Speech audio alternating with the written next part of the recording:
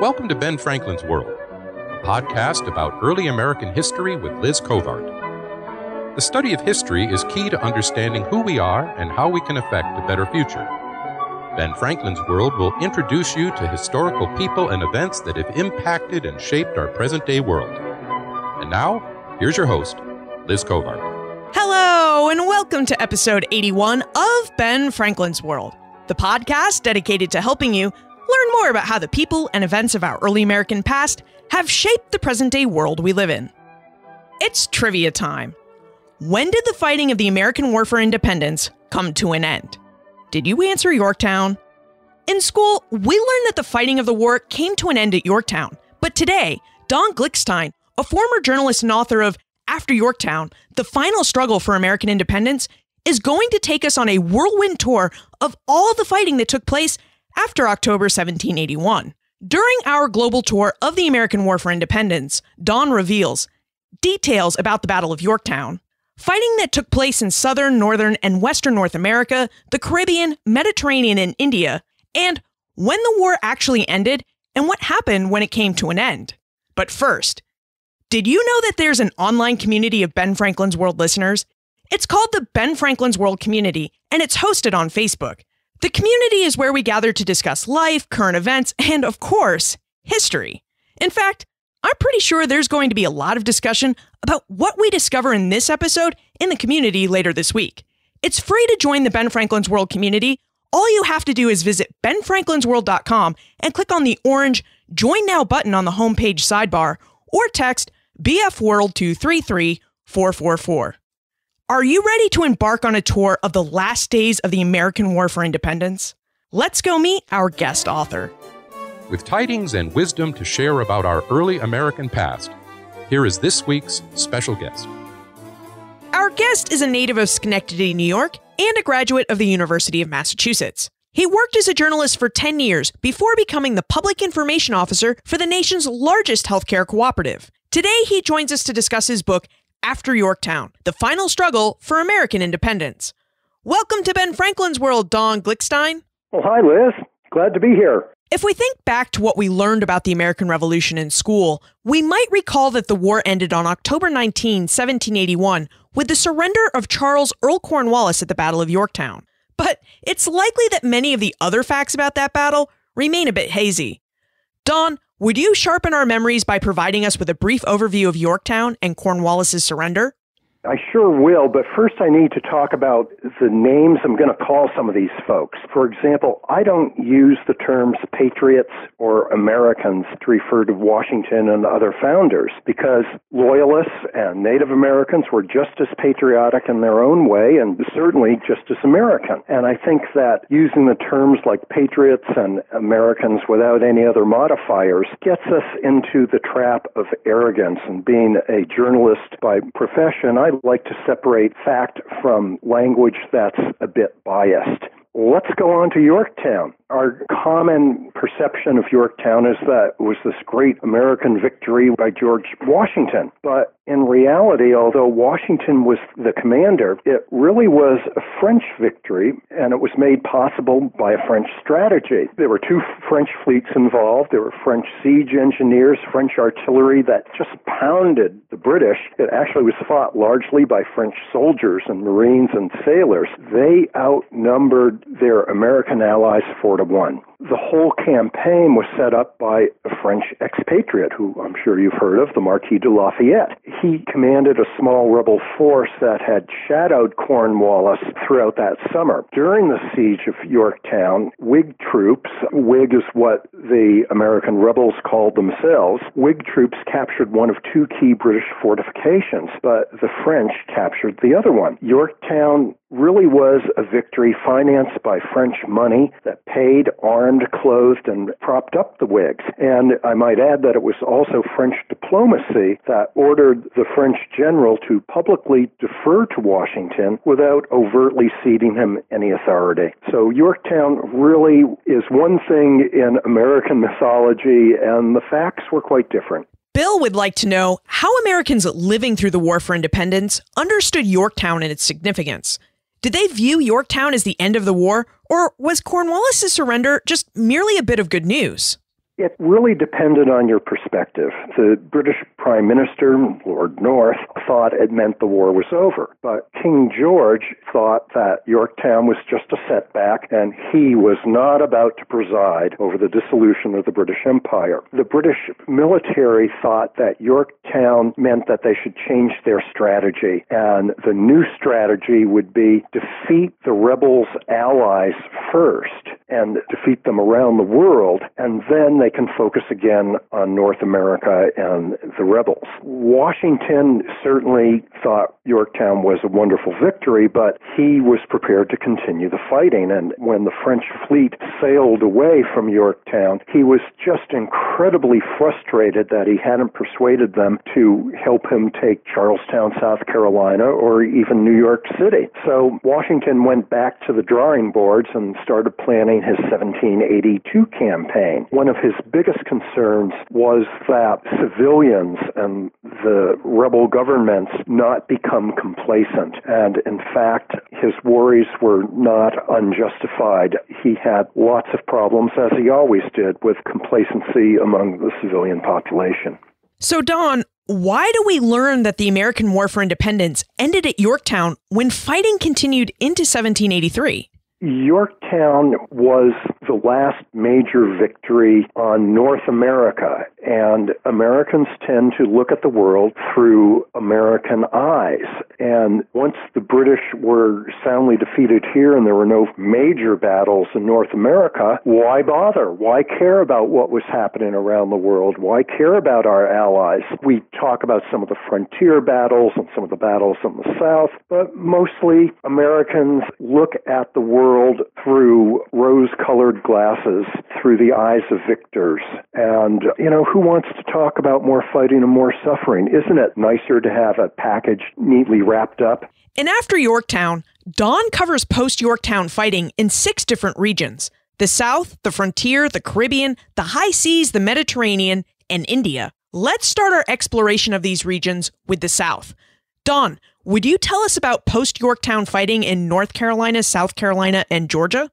The British, after Yorktown, still controlled Wilmington, North Carolina, and Savannah, Georgia, and most important town in the South, Charlestown, South Carolina. Now, I say Charlestown because it didn't become Charleston until after the war. The South had many, many loyalists, and this war in the South, it degenerated into this utterly brutal, savage civil war. Neighbors killing neighbors. They torched each other's houses. They murdered unarmed men in front of their families. The brutality was very much like that Mel Gibson movie, The Patriot, except that Gibson's movie inaccurately showed that only the Loyalists and the British were conducting atrocities. In reality, there were atrocities being conducted by everyone. This civil war appalled the regular army commanders. On the British side, there was Alexander Leslie, and his counterpart on the American rebel side was Nathaniel Greene. They were just appalled by this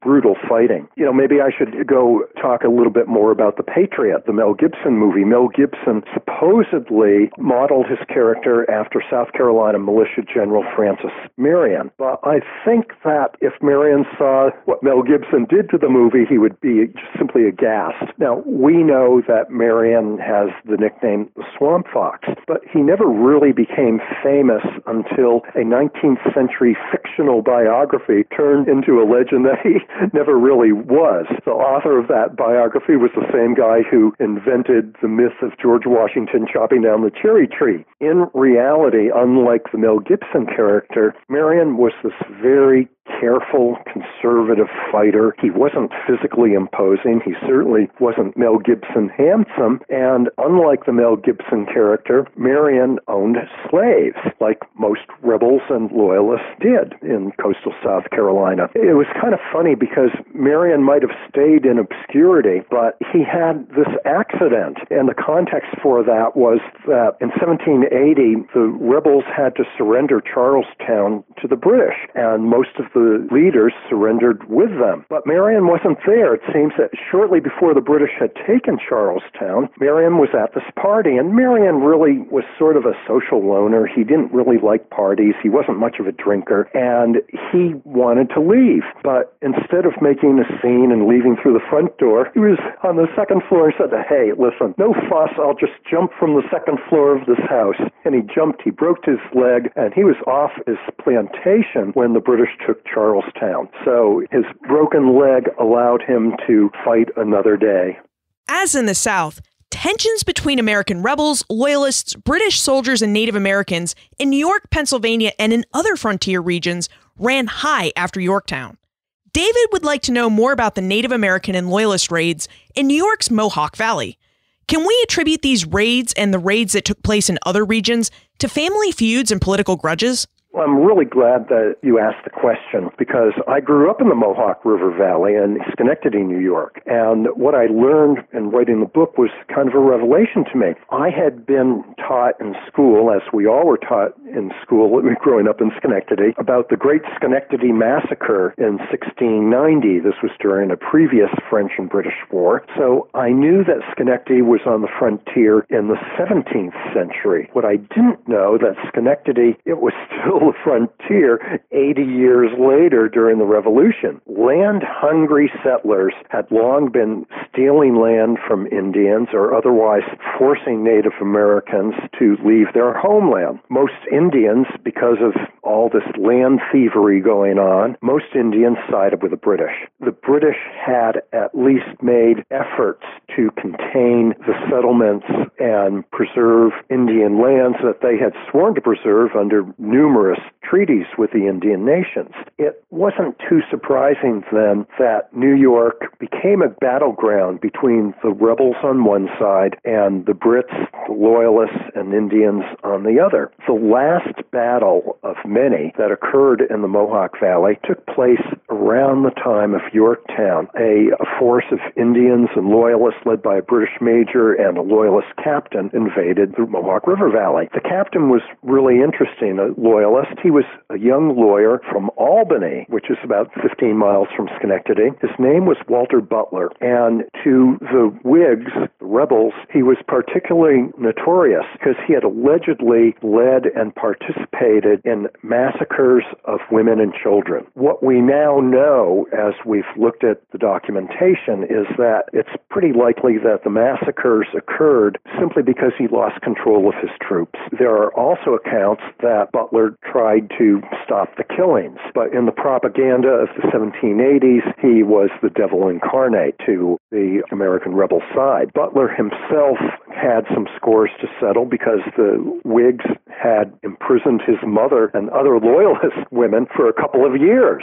So he was not a happy camper and probably very glad to be leading this raid in the Mohawk Valley. It turned out to be an incredible success for the Loyalists and British and Indians. They destroyed property and crops as close away as 12 miles from Schenectady. They also escaped a militia force, but the rebel militia force stayed on their tail, and somewhere in the middle of the wilderness in upstate New York, Butler was killed while he was leading a rear guard fighting this militia force. When the news came that Butler had died, this news actually caused greater celebration in Schenectady and the Mohawk Valley than the news of Yorktown. You know, the Whigs in Albany were excited about Walter Butler's death, too.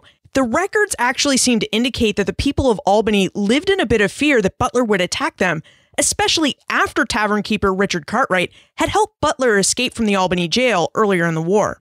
Right. Butler had originally been a prisoner from the Battle of Oriskany, where he started recruiting Loyalist troops in the wake of Oriskany and Saratoga. Not a smart thing to do, so he was captured and later escaped, as you said. Now that we've covered fighting in the Southeast and in the Northeast, let's go a bit farther west. Would you tell us about the fight for Arkansas Post? Arkansas Post, I might add, is now a National Historic Site. This site in Arkansas near the junction of the Arkansas River and the Mississippi River has just been an ancient and long trading site for Native Americans, for the Spanish, who owned most of the Mississippi River Valley, for the British, for settlers. It was a trading center, and the Spanish built a fort there named after their king, Fort Juan Carlos. The Spanish entered the war reluctantly, and we can get into why they were fighting the British a little later on if you want, but this post in particular was being harassed by a force of loyalists and Native Americans, Chickasaw Indians, along with escaped slaves who had joined this force and mixed-race people. It was led by a guy named James Logan Colbert, and Colbert had married into the Chickasaw tribe, and I think that if the British had won the war, he would be as famous as the Swamp Fox Francis Marion. But, of course, Colbert ended up on the losing side. But in May 1783, Colbert attacked the Spanish fort Juan Carlos. The Spanish were able to turn him away, but not before Colbert captured the fort's second-in-command. The Spanish chased Colbert all over Kingdom Come, but they never caught him. But at one skirmish later in that month, in May, that turned out to be the last battle of the American Revolution that was fought in North America. A little skirmish in Arkansas between the Spanish and a mixed Indian loyalist force. Although we Americans love to think about the 13 colonies as the crown jewel of Great Britain's First Empire, in fact, the 13 colonies were more like the small diamond studs around that crown jewel. Great Britain and other European countries cared more about their colonies in the Caribbean than they ever cared for those on mainland North and South America. So, Dawn, let's talk about why France and Spain entered the British War. Would you tell us about the fighting that took place in the Caribbean between Great Britain, France, Spain, and the Netherlands? Well, as most of us know, the French entered the war against the British after it became clear that this rebellion in North America wasn't just a flash in the pan. The Battle of Saratoga is often called the turning point. That battle was in 1777 because it gave indication to the European powers that this rebellion wasn't going to be suppressed very easily. The French themselves had tons of scores to settle with the British, not the least of which is that they wanted to recover Canada, which they had lost in the previous war with the British, but they were especially interested in expanding their reach in the West Indies. Now, why was the West Indies, why was the Caribbean, why was that such an important? Well, the Caribbean was the source of the richest wealth on earth, sugar plantations. This is where the French made their money. It was a huge source of income for all of the European powers. So it was kind of inevitable that the focus of the war would turn to the Caribbean. The British really weren't in very good shape in the Caribbean. The French had taken nearly all their islands, and a French fleet was headed toward a rendezvous with the Spanish where they intended to take Jamaica and literally drive the Brits out of the West Indies. But, fate intervenes, and the British defeated the French fleet before the rendezvous. This was the Battle of the Saints. The Saints is a group of islands there in the Caribbean. The victorious British admiral was a guy named George Rodney. Rodney was just this nasty man. He was so nasty, the British in London had sent his recall orders because he had not done a good job. And it was while the recall orders were en route that Rodney won this great victory against the French. Why did the British government recall Rodney, you ask? Well, Rodney had made himself persona non grata because of his conduct at the Dutch island of St. Eustatius, which everybody calls Statia. Its nickname, by the way, is the Golden Rock. Why was it the Golden Rock? Well, it had no sugar. It was literally a rock, but it was the great trading center of the Caribbean, sort of like Singapore or Hong Kong today. It was a haven for smuggling. This was where American ships would stop and get goods and arms, I might add, from France and Spain. The Dutch said, hey, we're neutral. We are going to trade with anyone and everyone. This drove the Brits absolutely nuts. So it was the British who declared war on Holland. And as soon as Rodney got the word that he was at war with Holland, he attacked Statia and he took the island without firing a shot. But he wasn't generous in victory. He treated the foreign nationals on station there very poorly. He confiscated private property, and he singled out Jewish traders for persecution, including at least one Jewish trader who was a loyalist, a British loyalist, who escaped from the colonies in North America and found refuge in Statia among the Dutch. What really angered the British government was that Rodney was confiscating all this private property and keeping the money for himself. He was recalled, but by the time he arrived home, he was a national hero and was forgiven. From mainland North America to the Caribbean, and now from the Caribbean to Europe, fighting between Great Britain, France, and Spain also took place in the Mediterranean Sea. Don, would you tell us about Gibraltar? How did it become a British possession? And what's up with Spain and Gibraltar? Spain seems obsessed with getting Gibraltar back from Great Britain. Well, Gibraltar is a peninsula that's part of the Spanish mainland. Its geography is really important because it controls part of the entrance to the Mediterranean from the Atlantic Ocean. The Spanish had lost Gibraltar to the British in an early 18th century war, and as soon as the Spanish had signed the peace treaty for that war, they had second thoughts. They had seller's remorse, and this has been a sticking point in Spanish-British relations, as you mentioned, to this very day. During the Revolution, the Spanish thought, aha, if we enter the war and fight with the French, they can help us retake Gibraltar. And France desperately wanted Spain to enter the war because France knew it couldn't defeat the British without the Spanish fleet. Spain said, aha, we'll enter the war, but only if you agree that the war won't end until we take Gibraltar. The French agreed. There was a long siege there. It lasted several years, and it culminated in a clash of high-tech weapons. This is kind of fun. A French engineer came up with the idea of turning ships into floating gun batteries that were so heavily fortified that they wouldn't sink or burn. It was really an amazing technology. It included stuff like water pumps to keep the batteries from burning, walls of wet sand and cork, and the sides of these floating batteries were made of timber that were 3 feet thick. The French and the Spanish put these floating batteries into position, and they aimed the cannon at Gibraltar's most vulnerable positions that the British held. It was brilliant. It was great technology. The batteries fired away. They repelled the British cannon, and they didn't burn. It was a brilliant success for about a day. Then the British showed some high-tech weapons of their own. The British had figured out a way to heat cannonballs until they were red hot. Now, normally if you heat a cannonball, it'll explode, but they figured out a way to heat these cannonballs so they didn't explode. These red-hot cannonballs that the British were firing eventually found themselves embedded into the sides of these floating batteries. They ignited the wood, and by the next morning, nothing was left of the floating batteries, and the British had won a huge victory. It was just a terrible debacle for the French and the Spanish, and as we know, Gibraltar is British to this very day. From your book, it didn't seem like the Spanish, or at least the Spanish general, was too broken up over losing the battle, because didn't the Spanish general embrace his British counterpart when the siege ended? When the British surrendered at Yorktown, the British second-in-command, Charles OHara, who actually surrendered the British army to Washington and the French, he had some wonderful dinners with the French and the American rebels, and this was a pretty common practice. Once you're defeated, you act generously, and the defeated enemy has dinner with the victorious general.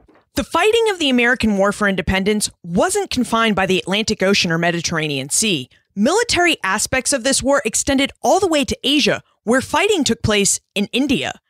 On July 7, 1778, Warren Hastings, the governor of British India, received word that France had entered the American War for Independence.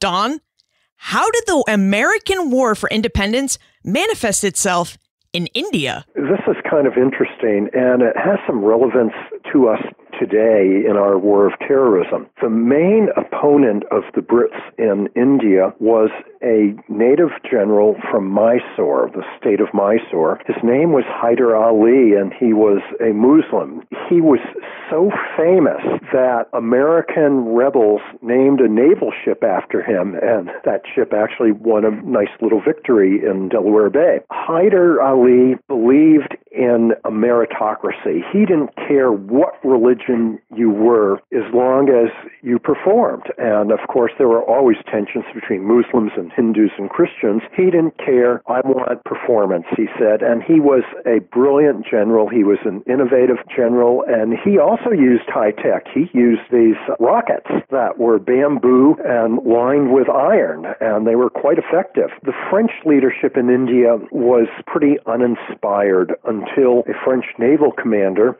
showed up. His name was Pierre-André de Suffren, as we might say in American English. His men, his crew, called him Admiral Satan because he was a tough guy. He was this gigantic, morbidly obese man, but absolutely brilliant. And he indeed might have kicked the Brits out of India if he had had proper support and if the war hadn't ended. But indeed, the last battle of the American Revolution was fought in India on June 25th, 1783. A French army had attacked British troops that were surrounding the city of Cuddalore, which is on the southeast coast of India. The attack was a spectacular failure, but before Suffren could add naval support for the French army, the word came that the peace treaty had been signed, the preliminary peace treaty had been signed, and all of a sudden there was a truce in India, but the last battle of the American Revolution had been fought. Let's bring the war full circle and back to North America.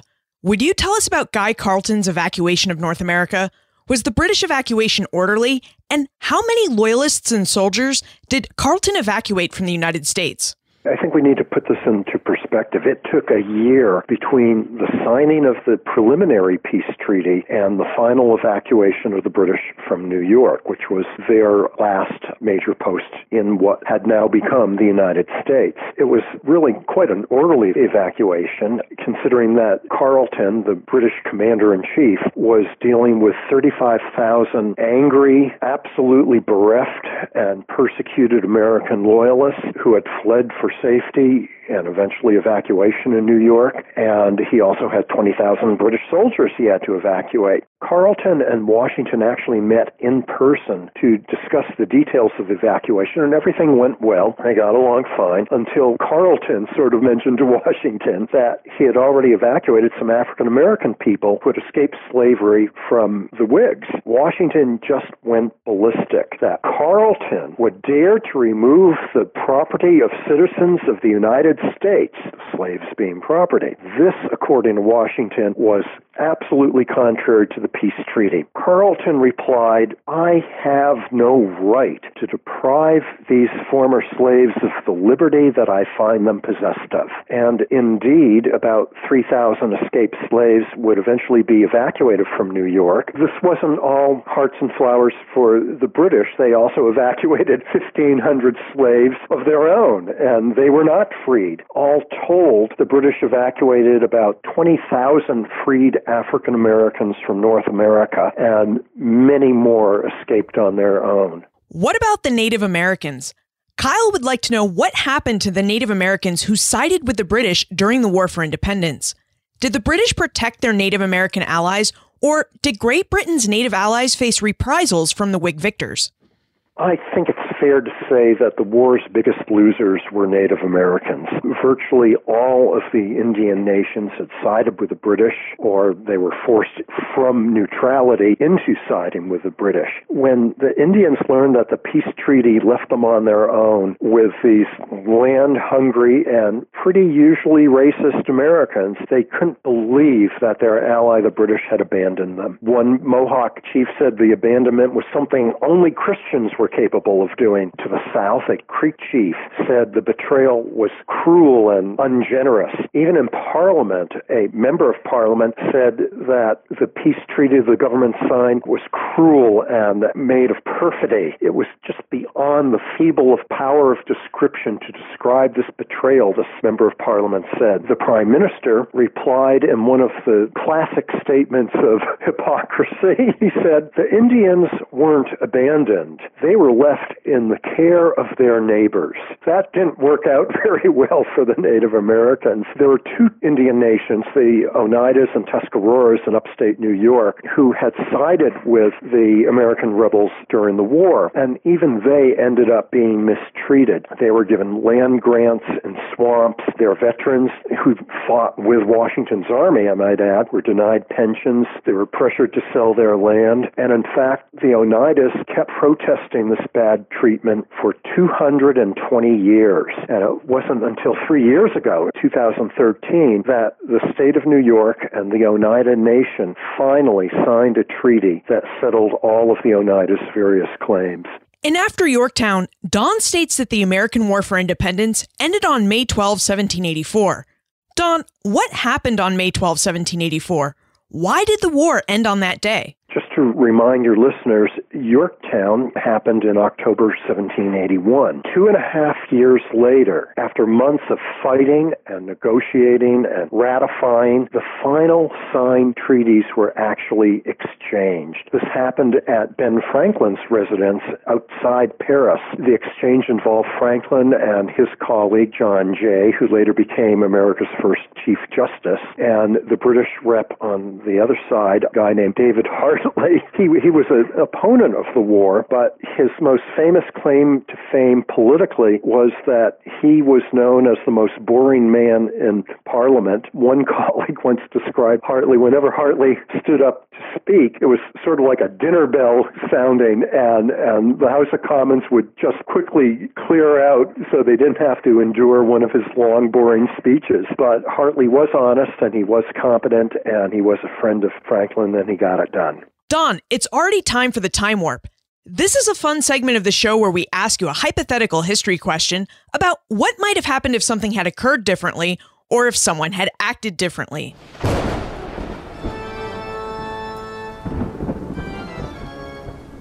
The Time Warp. Historians can't predict the future, but they can speculate about what might have been.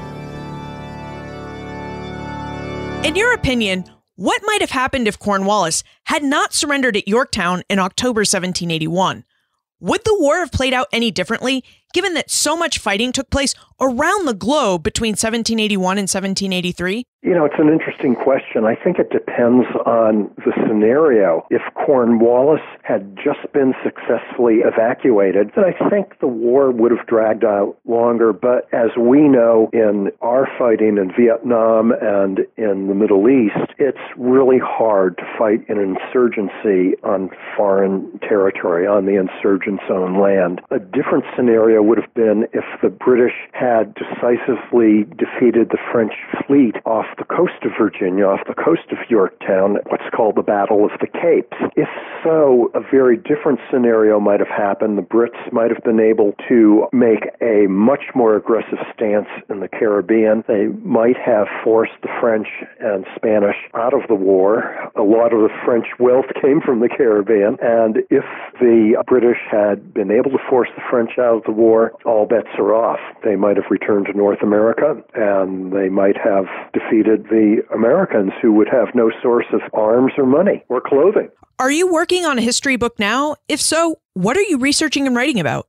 I've actually started researching a history of American military intervention. Now, many historians have done bits and pieces of this. Some have looked at America's small wars, some have looked at individual wars, but I haven't found anyone who's really written a narrative about the whole thing from 1775 to 2015 anyway. My biggest challenge in doing that, and I hope I can figure it out, is how do you organize something like that so it's not just a list, so that you can actually read it as a narrative. And where is the best place to look for more information about you, After Yorktown, and how we can get in contact with you if we still have questions? Go to my website, donglickstein.com. I think my website has some really fun stuff on it. It has a whole bunch of really nasty 18th century political cartoons. It has pictures of about 80% of the folks I talk about in the book. And most importantly, for me as a former journalist, it has a list of about 10 mistakes I made, factual errors. Most of them were obvious and careless errors on my part. As a former journalist, newspapers run correctly. corrections. Historians are human beings. As our journalists, we make mistakes, and I think we need to be very open about our mistakes and not wait for the second edition of a book before you run the corrections. Don Glickstein, thank you for revealing all of the fighting that took place in the American War for Independence after all the fighting supposedly finished at the Battle of Yorktown. Well, thank you. Wow. Our whirlwind tour has left our brains with a lot to think about. The last military action of the American War for Independence took place in India. And the war actually came to an end not in October 1781, but on May 12, 1784, with the exchange of the final and ratified version of the Treaty of Paris. These facts are not ones that most of us learned in school. Instead, we learned that the American War for Independence finished at the Battle of Yorktown in October 1781, and what our lessons omitted was the fact that fierce fighting carried on for an additional 2 years. And the fighting we missed out on didn't just take place in the United States, it took place around the globe. Battles took place in non-United States North American territories, in the Caribbean, at Gibraltar, and on the other side of the globe in India. Isn't it wild to think about the fact that the American War for Independence was a global event? We tend to learn the history of the United States in isolation from other events that took place around the world. But study of the historical record reveals that throughout its history, North America and the young United States were very much entwined with global events. Forces of nature, European, African, South American, and Asian politics, culture, and economics have all informed and influenced events that have taken place in North America and in the United States throughout their history. I hope this helps us realize that when we read about a historical event, we should ask ourselves, why and how did this event happen? And what else was going on in the world that might have helped shape this event? You will find more information about Don, his book, After Yorktown, plus notes from everything we talked about today on the show notes page, benfranklinsworld.com/081. If you enjoyed this episode and love the podcast, would you please consider helping to support it? There's a crowdfunding campaign for Ben Franklin's World where listeners like you help me cover the costs associated with producing this show. For more information about the campaign or to make a donation, text support BF World to 33444 or visit benfranklinsworld.com/movement. Finally, what aspect of the American War for Independence after Yorktown would you like to know more about? Send your answers to liz@benfranklinsworld.com, tweet me @LizCovart, or post a comment on the show notes page for this episode or in our listener community on Facebook. And remember, never leave till tomorrow that which you can do today.